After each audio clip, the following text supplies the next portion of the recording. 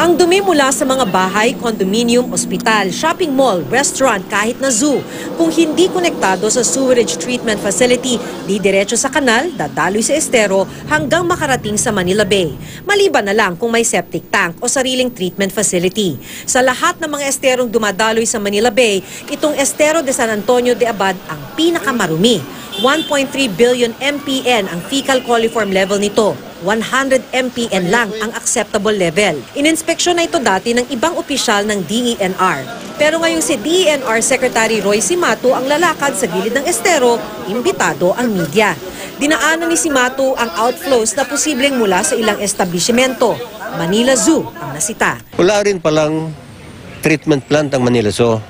Therefore, ito ngayon ang isa kong requirement na they have to, otherwise hindi sila pwedeng makapagtapon ng waste. Dumepensa agad ang Manila Zoo. Yung kanilang mga dumi ay aming ginagawang fertilizer. Nilalagay siya sa compost pit. Ang water concessionaires na Maynilad at Manila Water ang dapat magkonekta sa lahat ng mga bahay at gusali sa sewerage treatment plant. Pero sabi ng MWSS, 14% lang sa ngayon ng mga bahay, buildings at business establishment ang konektado sa sewerage. Karamihan ay septic tank.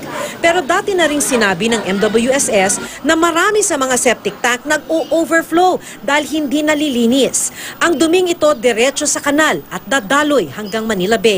Dumepensa ang taga Maynilad na sumama sa lakad ni Cimatu. Yung mga hindi pa nakakonekta kasi sa sewer line, which is a program until 2037, may dislodging services ang Maynilad and Manila Water. Even the Maynilad and the Manila Waters will be also subjected to our inspection. Hindi pa alam sa ngayon ng DENR kung sino-sino sa mga hotel, condominium, ospital at iba pang malalaking establishment ang diretsong nagtatapon ng dumi sa mga estero. Iisa-isahin pa lang nila kung sino ang walang sariling treatment facility.